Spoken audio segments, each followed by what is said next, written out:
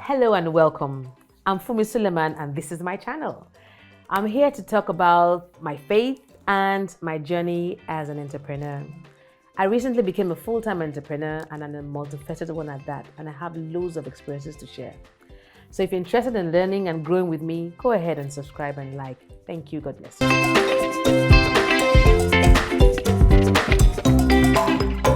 So let me just say a little bit about Fumi.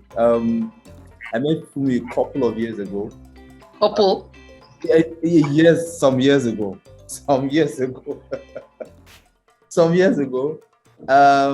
It was a multi-organization, but it was a global organization, whatever they call it.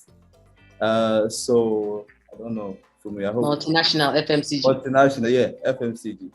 I don't want to get Fumi angry today, but Fumi was one of those HR guys at the top, if you know what I mean, or guy at the top. So yeah, she was an HR professional, and while she was doing that, she was also an entrepreneur and also a philanthropist. I didn't know then.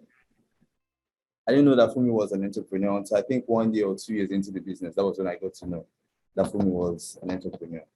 And probably she started it before that time that I even got to know her. And this was because there was one IT something. I had to bring in Paul. She remembers Paul. So that was when I knew that Fumi actually had a business, a thriving business at that. Right? She was working at the helm of affairs at the top of her game. She was an HR professional, and she was also doing business. This business was, at that time that I saw it, it was fantastic. Talk less of now, because I know she comes and goes internationally to do business and all that stuff. And being a philanthropist, we were talking yesterday, and I got to know that she's been doing something by herself for the last 9 years. She said it's with friends and family. So there's a lot that she has to say, but without me saying too much, based on what I think I know, I'll allow for me just introduce herself. I just wanted to give you guys just a little bit of who Fumi is, because there's more that she has not really shown yet. But just a little bit of what I know about Fumi was what I just gave you in summary. But I'll allow her just introduce herself. So Fumi, welcome to the TU Experience Exclusive. This is no longer the series anymore. This is the exclusive part where we get exclusive conversations from everybody's wonderful, right? Everybody's wonderful. But this is an exclusive where you get to get into yourself because you understand what this whole thing, you're already doing it. Fumi has a YouTube channel. I actually posted it on my platform.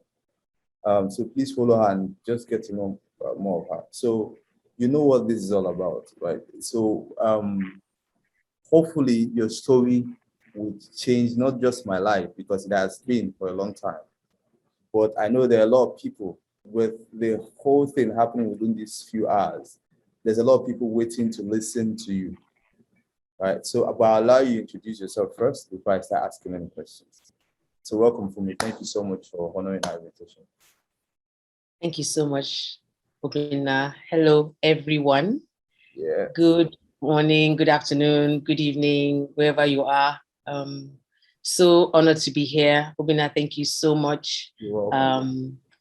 When I received the invite, when we started talking initially, I was like, okay, obviously I have something, God has put something in my mouth for me to share with everyone. Yeah. And I'm honored to be a tool in his hands. When he said something, she's been doing all by herself. It's not all me, it's all been God. And he deserves all the praise. Yeah. Not to sound Christianese, but that's actually the gospel truth. You know, when we're growing up and people talk like that, we'll just say it. Let it just, it's okay to give yourself some accolades, but the truth is we're nothing without God.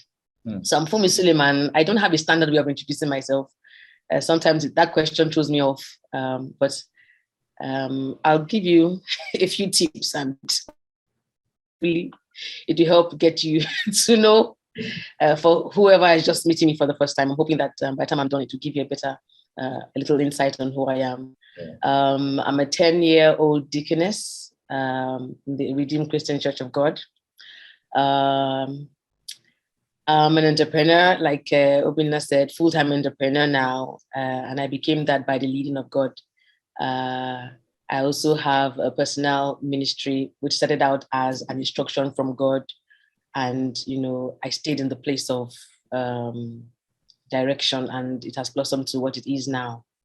I also have I co-own a fashion retail store. It's actually 9 years old now, but formally on paper registered, but I've been doing that for more than 20 years, from when you travel on holiday from your 32 kg allowances, and then you progress to getting an extra baggage and then an extra, and then you begin to go into it full time and begin to ship boxes and all that. So by the grace of God, I've grown then. I also have a 4-year-old, I co-own a 4-year-old natural hair and body care products with my one of my closest friends. It's called ZA12 Nigeria Limited. We're on most of the social media platforms. My fashion retail store is called F3G1 Nigeria Limited. It's also all the social media platforms, and I have we both have websites as well, thriving websites as well. I think I'll stop for now. Yeah. Middle child. Yeah. And that's also part of my ministry, middle child. I'll tell you why later on. I'm going to ask you about it now. But before I even go, so you have more than one company. You have... Oh yeah, 2 registered, yes. Yeah. So the fashion retail store and the hair and body care products called ZA12. It's actually Zechariah chapter 8 and verse 12. Whoa. 12 Nigeria Limited. Okay. So we manufacture, we produce hair and body care products from shea butter, African black soap, and natural oils. Wow. Yeah. Yeah, I actually saw that other company somewhere, but yeah, I saw the name. It was very creative. Very creative, but I didn't know it was behind that. I was behind that. Yeah. So before I start going deep into some of the questions, so just a bit of a background, because you say you're a middle child. A bit of background, where you grew up, how life started from your young age, you became an HR professional. Yeah, a little bit of. Okay, from my surname, you see that I have a Muslim background and a polygamous home as well. So we're at plenty. We're at plenty. And I'm also an army child. We grew up most of our childhood in the barracks. Okay. And I think when we started becoming too plenty and we started growing, my father didn't take us around as much as he used to, because you're small, there's 1 or 2. Okay, let's go here, go this country, go this city. But once we began to grow and we began to get to school, it was going to be unfair to be taken out of school very often. And so that's my background. And it was a fun-loving family. My parents have sense of humor, all of them, all 3 of them. So it was a happy house. My father was very liberal, he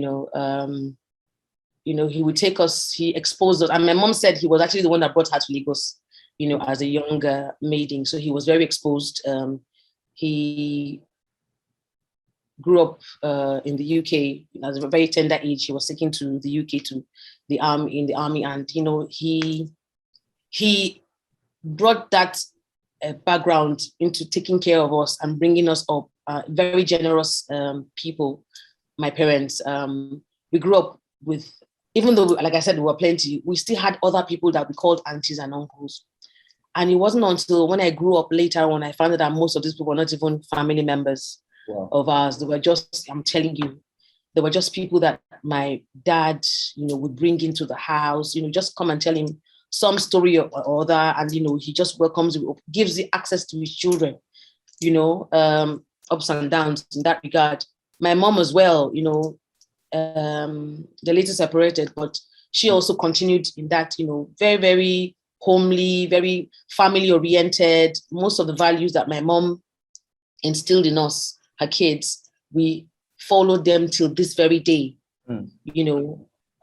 she would call when my siblings and I were all scattered across the globe. She would call everybody every morning without fail, you know.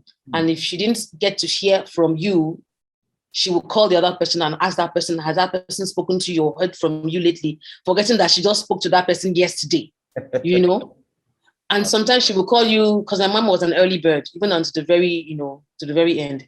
Yeah. She would wake up very early, you know, even after she had retired, she still had a habit. She wasn't, you know, she would wake up. So you would get calls as early as 5, 6, 7, and she'd tell you, oh, I'm so sorry that, you know how it is with me. Let me just call you and how are you? You know, use an opportunity to pray for you and wish you well and set you on the right path on the day, you know. And, you know, to this day, my siblings and I would do it. The gentlemen and the ladies, everybody reaches out to, you know, how are you? Hope you're well. And we imbibed all those lovely lessons, lifestyles, everyone, all my siblings and I, you know, there isn't anyone who won't say we haven't done something, you know, but it's just like I said, it's how we grew up, you know. Yeah. So you come to I had a friend who told me, she would come to my house and the first thing I'll ask you is, have you eaten? What would you like to eat? And she said, your mom, because my mom was a Sabbath. She said, you've so much imbibed your mom's culture that the Igbo people, that's the thing they would do once you come into, you know, to receive guests. The first thing they will ask of you is a meal, you know. But for me, it was normal. That was how I grew up. So I didn't know it was culture, or it was just how my mom brought everyone up. You know, you had to have a meal, you know. Yeah. Oh, so your mom is from Asaba? Yes. Oh, wow. I didn't know that. This is the first time. I did not know that. So when I speak all those Igbo words to you, why do you think I thought you were joking, you know. I thought you were joking. You know, sometimes I just feel you were trying to pull my legs. I didn't know. Oh, wow. And she got married to a Muslim family. Yoruba. This is okay. I'll leave that. I'll leave that because we had that discussion with one couple like that. Yeah. So we had that, and they really said a lot in terms of how the marriage went and how lovely family, lovely couple. Okay. Yeah. But I'll go to that for that one. Yeah. We'll talk about that one later. But how was your childhood like? Was it all rosy? Was it all sweet? I won't say it was all rosy or all sweet, but I don't know anyone who will tell you that, you know, their entire childhood was all rosy and sweet, you know. My parents separated while I was very young. So from us being one unit, you know, we moved on to go and stay with mom for weekend, a few days when you come back from holiday and all that. And, you know, I don't remember my parents sitting us down and actually telling us that, having that conversation to say, you know what, you know, we are going to be living apart. To this day, I don't remember. If it happened, maybe they spoke to any of my siblings, but I don't remember. Yeah. You know, but I had my own, I think I dealt with it in a different way. Even while my parents were together, I wasn't the very loud child. I wasn't the very, you know, my older sister took that personality, very loving. Everybody loved her, you know, very cute, you know, very friendly, very have a nice word. I was more quiet. I was more introverted, even as a child. There's a story I told recently of how my mom told me that when we would have visitors, I think at the time I was born when the marriage had started failing, you know. So my mom's emotions were unspoken. I was absorbing them. You know, she told me that when I cried as a child, I would cry very deeply and very, you know, you would think something, you know, you are dealing with this child. The way I cried, you know, she was like, this child is not crying like a child. But unknown to her, I was soaking up what I was, you know, what she was going through at that time, you know, because, you know, as a child, whatever you see is what you copy, you know. So I was learning the lessons from what I was seeing around me. So I grew up an introverted. So by the time my parents separated, I was full-time introverted. I didn't have much friends. I would be by myself. You know, I had imaginary friends. I would be talking to the air, and this part of the air will have a name. That part of the air will have a name, you know. And I was just that child who was very comfortable in her skin, in her own space. And I'm still very much like that as well now, you know. And because I was different, after a while, my sister should tell me, you realize that you're adopted, because you don't behave like us. I didn't even look like my siblings when I was growing up. I was darker, I was small. Everybody started growing very fast. I took time in growing. My mom told me that she'd take me to the hospital and complain to the doctor, this child is not growing. Doctor, she's, and the doctor would look at me, don't worry, it's her system. She's fine. There's nothing wrong with her, But I was so introverted that if we had visitors, I would go and hide behind the curtain. And there was this mom's friend who would come in, one of my mom's very, very good friends, childhood. In fact, they went to they grew up in the same neighborhood together, got married, childhood friend. And so they progressed through life together. And my mom said she would come, Auntie Joy was her name. She would come. And as soon as she came, because I probably was the only child at home because everybody would have gone to play, But I'm with my mom. And she would just start, taking dibs at me. And I would just go and hide behind the curtain. And I'll be there till this auntie left. So one day my mother just got tired of my attitude and called me and said, you're my child. This is your house. Someone should feel as I wasn't up to, I think I was 3, 4. I was a baby. But my mom said she spoke to me, and told me that this is your house. Nobody can, make you feel less of, this is your space. Don't let anybody intimidate you. That the next time you do that, I'm going to beat you. So the next time this auntie was coming, it was as if I was waiting for this auntie because my mother had, she had given me a pep talk. I was all charged up as a 4-year-old child. I was all charged up. So, even the way I stood when this auntie came in, and as usual, she was about to enter into her little attacking, and I went off on this woman. I probably wasn't saying much because I was a 4-year-old child. I'm probably babbling in between. But the way I stood, my stance and everything, the auntie was like, Neke for me. Because of course, like I said, my mom's Auntie Joy. And she's like, look at, the worm has turned. My mom was like, this is my child. My mom was saying in her heart, this is my child. Good, yes.